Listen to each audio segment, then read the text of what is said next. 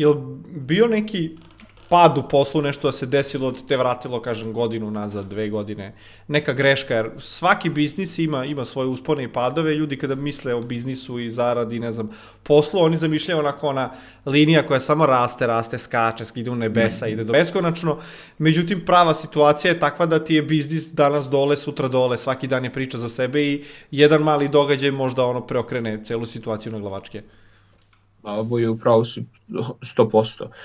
Vidi, kao što sada ti odeš recimo na dijetu i kažeš ja ću sada da dobijem određenu mišićnu masu i skinem toliko sala i ideš svaki dan i jedeš pravilno i onda jedan dan odeš najdeš se masti, šećera, šta god, palačinke, kolača.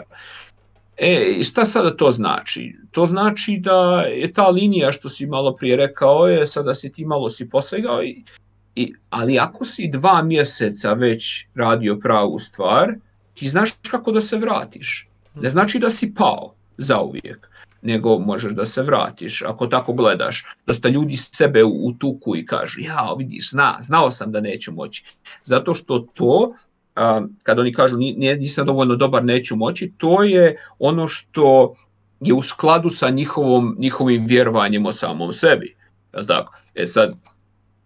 Sad, ako kažeš vratit ću se sad meni šta se desilo je to da sam veliki jedan kamion za vuču koji je bio vrijedan oko 100.000, imao je prikolicu tvoju, on se zapalio i ja nisam imao osiguranje.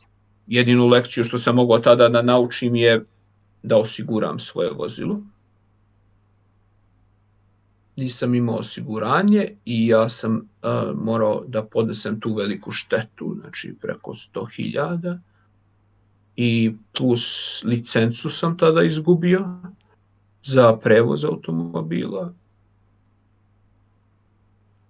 A sve je bilo zbog jedne greške od mehaničara koji je radio za mene, nije stavio osigurač, tako da je ta struja koja je pokretala jedan uređaj pozadi na kamionetu je izgorela i uhvatila se plastika, uhvatila dizel i ona je sve počela ogromna vatra i sve je izgorelo. Naravno, drugu stvar što sam naučio je da uvijek imam aparat za gašenje požara sa sobom. Ali to je sve što sam mogao da naučim. Izgubio sam dosta i dosta mi se biznis vratio u jedan nazad, možda nekih 6 mjeseci unazad, osjećao sam se loše. Ali, da kažemo, 2 stvari možemo da nosimo iz prošlosti. Jedna je lekcija, možemo da naučimo lekciju ili loš osjećaj. Ako naučimo lekciju, šta se desilo i šta možemo da naučimo iz toga, to je moj mozak ide tu automatski, onda loš osjećaj otpadne sam po sebi. Tako da naučio sam što sam mogao da naučim i nastavio sam dalje. Vjerujući, moja velika stvar i uvijek vjerujem, ja lično vjerujem u Boga, vjerujem da će sve da bude dobro dokle god ja radim dobro, kako god bude, da će biti okej, da ću biti okej i tako mislim da u biznisu moramo imati dosta vjere, jer je dosta nesigurnosti, pa i u svemu, i u vezama sa ljudima, u vezama sa voljenom osobom, sa sopstvenom djecom. Mislim da moramo da imamo vjeru da radimo pravu stvar i da vidimo svoj konačni cilj i mislim da je to me izvuklo, a to iz tog perioda koji je prilično bio težak, jer dosta drugih stvari se desilo. Znaš sam, Vojo, kada recimo imaš jedan dan koji ti se dešava, sve ti se loše dešava i ti misliš ne može ništa gore da se desi. I nešto se još gore desi.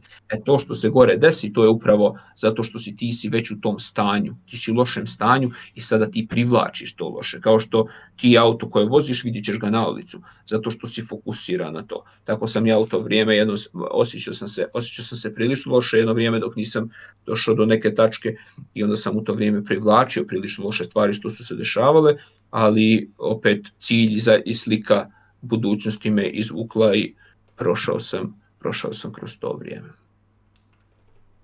Savo, tema je milion, a vremena bojim se da više nemamo, evo već 3 sata razgovaramo.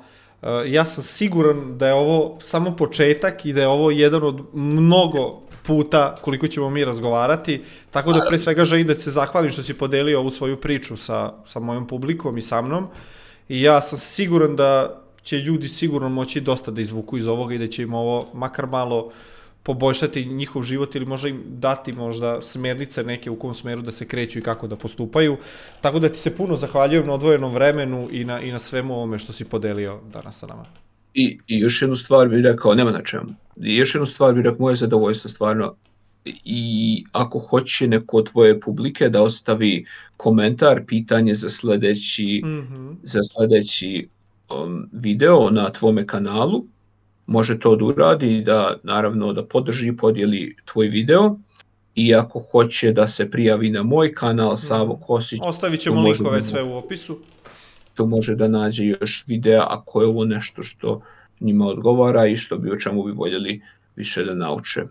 Hvala tebi puno i vidjet ćemo se ako Bog da sledeći put. Do sledećeg puta, Savo, pozdrav i sve najbolje u poslu i u životu. Hvala i vama što ste gledali, do sledećeg puta.